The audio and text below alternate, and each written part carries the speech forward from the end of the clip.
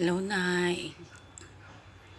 Hindi ko palalampasin yung pagkakataon na ito para pasalamatan ka.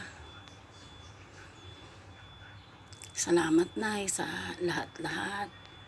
Sa pag-aalaga sa akin, sa pagpapalaki sa akin, at sa mga maraming bagay na tinuro mo sa akin. Nay, salamat kahit na sa mga panahong malapit nang mawala ang alaala mo. Hindi mo ako nakalimutan. Lagi ka rin nasa puso ko, Nay. Lagi ka din nasa panalangin ko.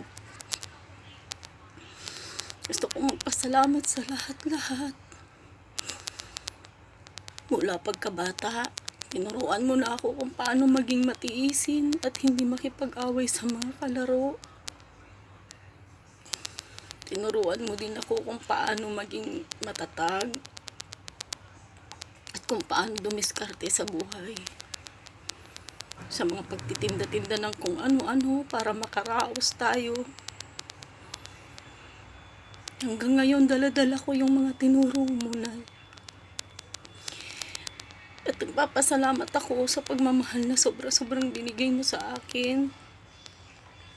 Hanggang sa panahong nag-asawa na ako. Andyan ka pa rin palagi. Lalo sa mga pagkakataong walang-wala ako.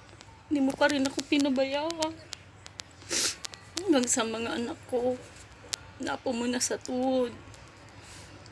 Andyan ka pa rin para gabayan at alalayan ako sa pagpapalaki sa kanila. Salamat, Nay.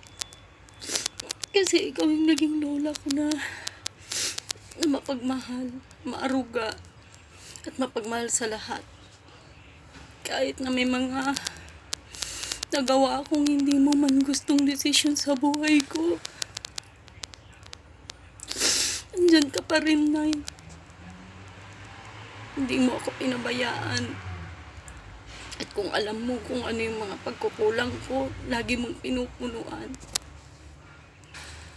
Sa panahon na may mga pangangailangan, hindi mo ako pinababayaan. Nay, alam ko nagawa mo na lahat ng misyon mo sa mundo.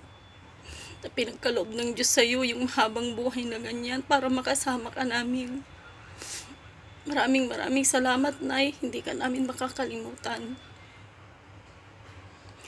At sana, Nay, saan ka man ngayon, tapos na lahat ng paghihirap mo at alam ko masaya ka na.